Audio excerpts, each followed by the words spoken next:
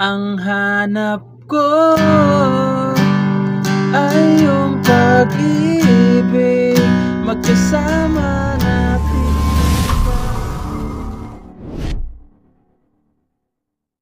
Hello mga ka-idol! So ngayon meron na naman akong ituturo sa inyong napakagandang kanta.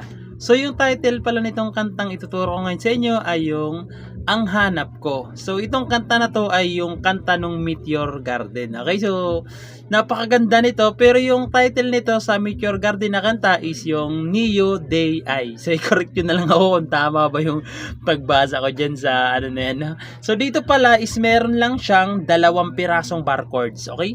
2 piraso lang hanggang matapos na yung kanta, 2 lang yung tatandaan nyo, okay? So kayang-kaya to ng mga beginners, no? Basta practicein nyo lang palagi yung bar chords, no? So dito muna tayo sa strumming. So yung strumming pattern natin is magiging 2 klase, okay? So yung unang strumming is ganito lang, yung palagi ko lang itinuturo, no? Yung ganito, down, down, up, up, down, down, down, up.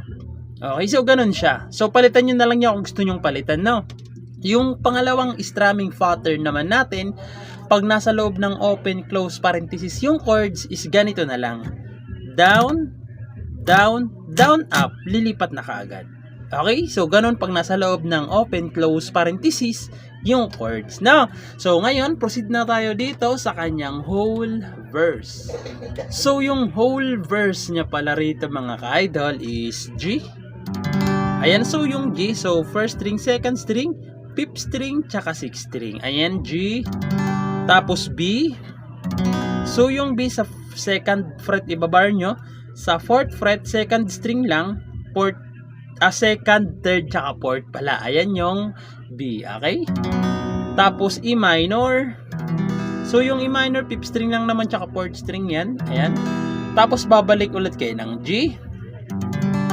Tapos pupunta naman kayo ng C.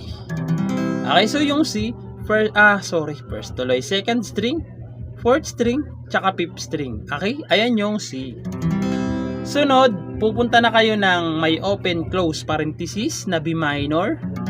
So yung B minor sa second fret nakabar, sa third fret second string, sa fourth fret 4th string, tsaka third string lang. Ayan yung B minor na may open close parenthesis na, tapos pupunta kayo ng E minor na may open close parenthesis na din. Okay? Pagkatapos niyan, pupunta kayo ng A minor naman. So yung A minor, second string, 4th, tsaka 3rd. Okay? A minor na wala ng open close parenthesis, tapos D. So yung D, first string, second string, 3rd string. Ayan. D na wala ng open close parenthesis. Okay, yan yung whole verse niya, no? So sasampulan ko para mas maintindihan nyo kung paano siya tugtugin, no? So ganito naman siya. So yung strumming pattern natin, yan yung gagamitin natin, no? Palitan nyo na lang yan kung sakaling gusto nyong palitan. So ganito naman siya sa verse. Ikaw ang panaginip ko, lagi kang nasa isip. Sana ako ay mapansin sa tuwing ika'y tumingin. Parang ako'y dinuduyan sa hangin. Tapos sa refrain, papasok yung refrain doon sa pangarap ko, ako'y yakap mo. So, papunta kayo doon sa kanyang refrain na. So, proceed naman tayo sa kanyang refrain. So, yung refrain dito mga ka-idol is G. So, hindi ko na iisa-isahin yung string, no? Kasi naisa-isa na natin kanina. Okay? G, B, E minor, tapos D minor na may open close parenthesis na. So, yung D minor, first string, third string, tsaka second string. Okay? D minor na may open close parenthesis, G na may open close parenthesis, tapos pupunta kayo ng C na walang open close parenthesis, tapos B minor na may open close parenthesis naman, tapos E minor na mayroong ulit open close parenthesis, tapos A na wala ng open close parenthesis. Okay, so yung A, second string, third, tsaka fourth lang sa second fret. Okay, A, tapos D na wala na ring open close parenthesis. Okay, so yung A, no, walang open close parenthesis yan, baka hindi ko nasabi. Okay, So, yun. Yan yung kanyang refrain. So, ganito naman siya pagkakantahan sa refrain. Pangarap ko, ako'y yakap mo,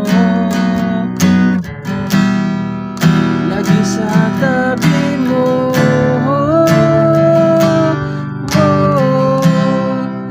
Pero di ko alam kung saan na tayo, basta't alam ko ako'y mahal na. Tapos chorus na na na.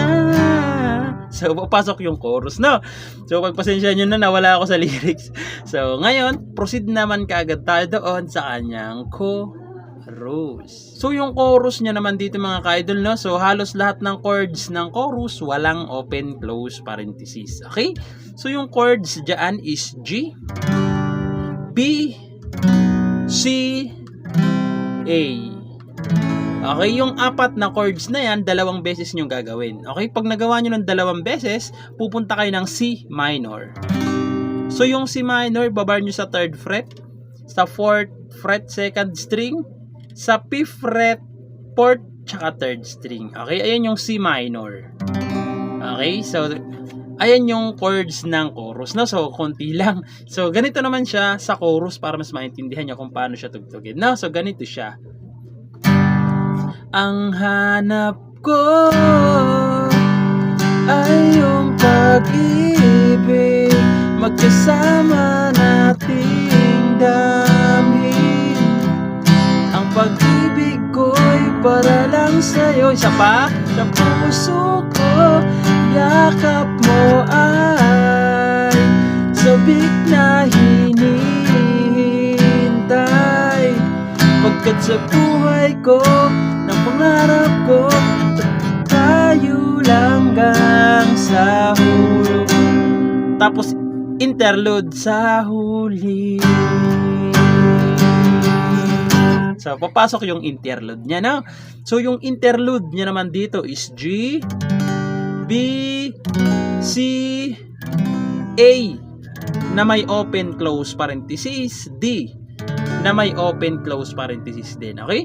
Pagkatapos ng interlude, babalik ulit kayo sa kanyang mga verse, tapos pre-chorus, tapos chorus ulit. Okay? So, ayun lang. So, sa mga nagre-request dyan, no, antayin-tayin nyo lang kasi kinakabisado muna natin yung lyrics para at least may turo natin ng medyo maganda, no? So, ayun lang naman. Advance Merry Christmas sa inyong lahat at good luck sa bago yung matututunan.